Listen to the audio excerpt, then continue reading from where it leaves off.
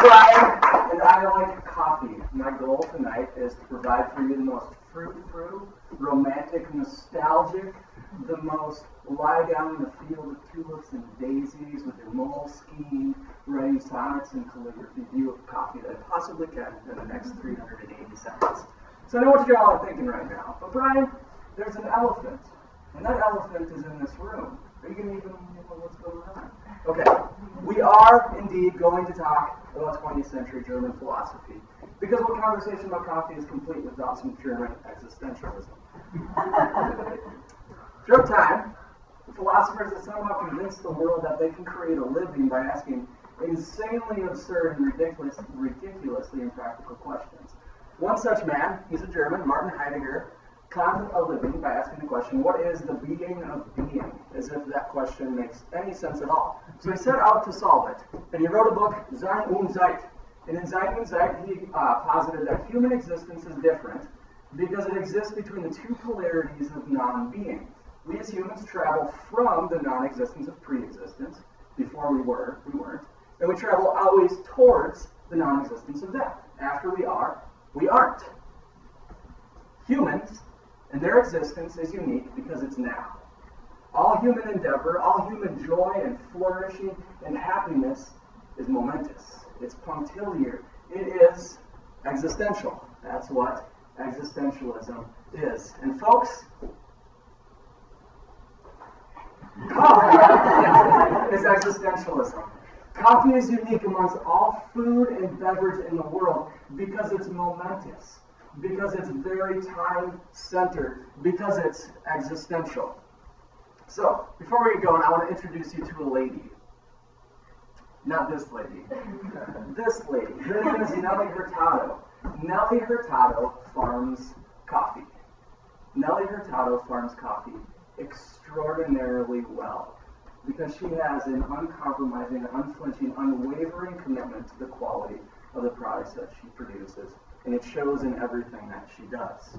So if you don't know a lot about coffee, coffee can only be grown in certain areas around the world, kind of the belt of the earth. One of the best places in the world to grow coffee is in Colombia. Nelly's farm is situated here in the Cauca region of Colombia. It's on the west side, just west of the Andes, which provides really good fertile soil and altitude for growing coffee. Now, Nelly cares a lot about the coffee that she grows. So as these coffees are growing, these are little coffees, she prunes them specifically and systematically in ways that allow the most nutrients to get into the coffee cherries. Because when you're growing coffee, cherries are what matter. These are cherries.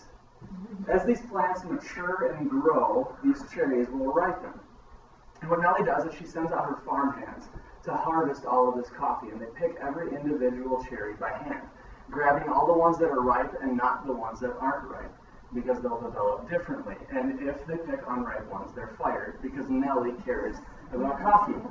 Now this is what a cherry looks like, and inside of it there are seeds. These cherries are run through a handy pulper. Somebody's cranking this thing that rips off the skin of these cherries. They're run through waterways that washes off this honey mucilage layer on the coffees. And then they're set out for a period of time to dry. Drying coffee is really hard, because drying coffee requires that your climate work with you. You need a lot of sun, and you need not a lot of rain, almost no rain actually. So Nelly sets her coffees out. People watch these constantly, making sure they're dried evenly to reach 10.5% moisture by weight, so that they can maintain quality in shipping and producing it when they're roasted. When we receive a coffee, we roast it in a lot of different ways, trying to catalyze and enhance certain chemical reactions that are good and reduce and almost eliminate certain chemical reactions that are bad in order to produce the best coffee that we can out of Nelly's raw product. After we roast the coffee, it goes under intense scrutiny of its assessment. Coffees are graded on terms of aroma, flavor, clarity. Clarity is a wine thing, but lots of categories for grading these coffees. If they don't do well, we re-roast them, cup them again, until we reach this perfect cup. And then we get to the point of our espresso machine. Espresso machines are a monument to human ingenuity and endeavor. They can hold literally liters of water at exactly 202.3 degrees Fahrenheit. They can dispense that water at exactly 9 atmospheres, 130 pounds per square inch, to the exact milliliter over and over and over. The coffee is then ground to about 800 micron size. It's dispensed into this portafilter and weighed out evenly to the 1/10 of a gram, compacted into a cake. And before all this, there's no consumer, and actually there's no coffee until now. Water is rocketed through this compressed cake, creating a very volatile environment that super dissolves CO2, that emulsifies lipids, this fat and oil content in our coffee. It extracts the over 800 potential flavor compounds in coffee, dispenses them in a very small cup we call a half cup, a demi-tasse, and it looks like that. And at this moment, coffee dies.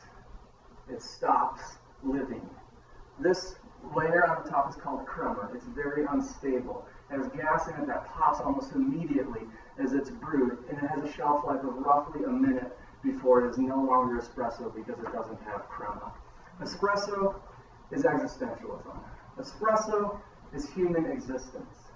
It's this glorious flash of lightning across the normally dull and lifeless landscape of the things that we choose to put into our bodies for nourishment. And it's glorious, and it's gone in a minute. All of the effort that Nellie puts into her coffee, all of the effort that we put in roasting and assessing coffee, all of the human ingenuity in espresso and grinding equipment, the craft skill and care of an individual barista, forced through a perforated portafilter basket into a cup, and it's gone in under a minute. But seriously, yummy.